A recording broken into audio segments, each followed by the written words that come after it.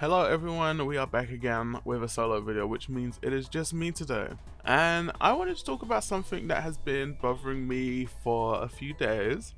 So you see, at first I wrote a script talking about Tekken 8 because I wanted to talk about how a lot of the competitive players and their opinions on it, like Nee and some others, are saying that they're not finding it enjoyable and probably realizing and analyzing what is it about the game that makes them feel that way. But around the time that I was also thinking about that, another video crossed my timeline and I sort of wanted to talk about that. And I wanted to sort of make this video not as a direct response to that video. So I just want to highlight the creator of this video, which is JDead, because, like anything, it's not easy to throw your opinions out there, especially if a lot of people are not going to agree, and you may be in the minority of people who hold this opinion, especially when it comes to fighting games. Yeah, so like I said before, this is not a video where we look at what is being said and dissect every single thing. This is where we look at what is being said and see if we can infer something from that and see if there is a bigger issue. And I just want to say right now, looking through the comments, the reception of JDead's original video was a little bit more negative than positive, and that is okay. But before even making this, I wanted to make sure that the idea was to have a discussion similar to other videos that I have done on my channel as well. And it's in fact with the title where I want to actually start my first point. In a way, I think he's completely correct with this title. Looking at this alone, with just the title at all, I think it's an agreeable point that, quite frankly, yes, fighting games should cater more to casuals when it comes to the content. But I also feel like what is said is sort of lost as the video goes on, because no ideas are actually really given. Quite frankly, I do think for a long time, within maybe the last 10 years in the fighting game sphere, fighting games have taken big hits when it comes to what makes people want to come back. Like, the retention rate has not been very good, other than if they're a big game at the time, or if they're coming back for like nostalgia purposes. For example, when I wrote my fighting game tutorial for beginners, I think that was last year, I talked about a variety of fighting games from the lens of entering the genre as a whole, but not generally what made one game a better gaming experience. Personally, to me, I think the games that have done this have been mainly 3D fighters like Virtua Fighter 5, Soul Calibur, Tekken 6, Mortal Kombat also did it really well. I'd say more MK9, but I don't really play MK. When we look at what makes a fighting game good for the casual audience, what is that exactly? Surprise, surprise, it's content. I think what these games do well, because a lot of them are 3D, is that they all have customization and unlockables, which is a pretty big thing in general. It's a general rule of keep playing, get loot. But then why did I put things like Tekken 6 instead of Tekken 7 or Tekken 8, considering those are really big right now? And as much as people buy these games for the game in general, a lot of players love some sort of variety within that. And Tekken 6 has a co-op beat 'em up sort of mission mode that, while it wasn't the best, it did offer a lot of replayability by having you go around and unlocking the characters in that game mode. And this is not me saying that 7 and 8 are bad, because they don't have this. This is just me saying that if we're really looking at, does content make it the better game? I don't know, that really depends on who you ask, and you can even see it with Tekken Ball in Tekken 8 as well. Soul Calibur 3 had its own story mode dedicated to you, as making your own characters and taking on the world in its own unique story. It was like an RPG, fighting game, strategy game, all in one, while being personable to you and offered a lot of replayability through the use of classes. And while the individual custom character scenario wasn't the best, it was still something where your character was in cutscenes. And I feel like similar to, or I think, looking at Soul Calibur 6, not 5 so much because it didn't really have much of an emphasis on that, but Soul Calibur 6 had its own story mode as well, dedicated to you as a playable character with, in my opinion, questionable story decisions, but I think rather successful in its own right. and then even highlighting like MK with what it has with the unlockable costumes and all that, with things in like the crypt, or Virtua Fighter, where the single player mode essentially played like you were rising in the ranks and emulated what someone looking to compete in like the competitive scene, going from arcades and rising up in ranks to entering tournaments. And apparently when this game was at EVO, they actually used some of like the fight data from the tournament, applied it to the CPUs. But I'm getting a little bit ahead of myself, let me reel it in a little bit. I think it's very clear that content does play a big part in this, and when you look at the sales for some of these games, sorry Smash and Anime Arena Fighters, you are just not a part of this conversation right now. But I also wanted to bring a sort of bigger conversation to this, because essentially who I play with are casuals as well. Is it really content that really keeps them coming back? You know, you look at their Steam profile and they haven't turned on the story mode. So is it directly that the content itself is the issue, or something else? Which is where I come to issue number 2.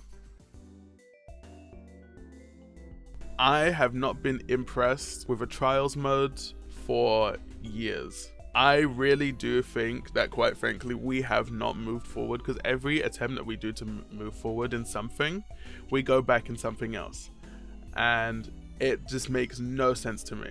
For example, I think Strive had a good idea by implementing like combo trials that are made by the community. However, I think the entire system around how you get to practice these trials is so fucking lame, because it's like, usually like you'll do a command, you mess it up, okay, let me press a button and hit the reset button, and I can just go straight into it and try again. Not with this. You have this weird sort of, oh, if I get it 3 times, that means I've actually done it. And it's like, sometimes we just want to practice the combo. Can you just let us practice the combo without all this extra bullshit? And one thing we need to stop doing as well, we need to stop with fighting game trial modes where it just says the name of the move, and it won't show you what that move is, or you have to press a separate button to see what that move is. This is the most obnoxious thing I've ever experienced in my life. And I'm surprised that when fighting game developers are like, oh, we need to find ways to bring people in, they somehow find ways to keep people out at the same time by being completely obtuse. The game that I think has had the best tutorial is Dead or Alive Chronicles. And I'm not saying that to be like funny or anything. I legit think that Dead or Alive Chronicles has one of the best tutorials when it comes to showing players what they can do and how that can be applied within the game. One thing that I think is completely missing from the sort of training sector of fighting games is showing people what they can do after certain moves. Like, people just need more things to show them. It's like, oh, okay, so I can do this. One thing I really liked about Dead or Alive on the 3DS was that when you did a move, it could show you the possible avenues for what you could do after that. Why is this not used in more games? Why do we not have something within like the training mode or something in single player where it's like, oh, would you like to practice sort of doing this combo in general, and then maybe having that off to the side and like, oh, try and hit this combo randomly throughout the round. But I also think in general we need to step away directly from just being like, oh, this is the thing that you pick if you want to learn. In general, I think there should probably be like an arcade mode or something where it's like, hey, we're gonna show you some scenarios in like, it's like a real fight, but we are gonna show you where, okay, the enemy is using this move, this is what you can do to circumvent this or to deal with this. But on top of that, I tend to find that the biggest issue with modern fighting games now is that there is an even bigger emphasis on things being extremely aggressive and extremely pressure focused, to where sometimes there's a lot of characters who have offense and strings to the point where pressure is just given to the aggressor for free. And I wanted to mention the Eddie bot that was pretty notorious for a bit because it just spammed free. By the end of it, his win rate was negative. The bot had a negative win rate being around 30%. And made it to a fairly decent rank. I do think to a degree a lot of characters are being made to sort of do some of the hard work for you, In general, I think the best way to describe fighting games currently is to sort of compare it with Yu-Gi-Oh! And there was a video that was sort of like going around as well, talking about how Yu-Gi-Oh! Is extremely hard for new people to get into. It's not easy finding people who are exactly at the same level as you and the same knowledge level as you. Even by picking different characters, that is a big difference into how you want to go into the game as well, especially if you don't know what your character can do. Because the thing is, you don't want to introduce people to a game, show them this constant offense, and then give them this feeling that they'll never be able to play because they can't understand where their turn exists.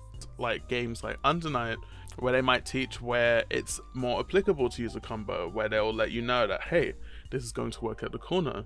Because the thing is letting players know what options they have is better than telling them nothing. I definitely think the idea of introducing more lower level, lesser intricate combos into the game is a better way of doing this. And I think some games do this well, such as BlazBlue, which does a good job of providing you with a couple of trials in the beginning, and then slowly they will build up on those things in the more advanced and intermediate sections. But then you have games where I find that even with the trials, you are still at a bit of a disadvantage. For example, things like Marvel vs. Capcom and Skullgirls, where to a lot of players, it'll be like, well, the combo doesn't end. When do I have my turn?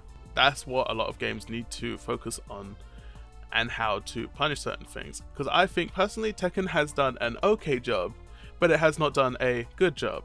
One point I'd like to harp on as well, something that JDead did say, was no one is buying fighting games for them having the ability to use motion inputs.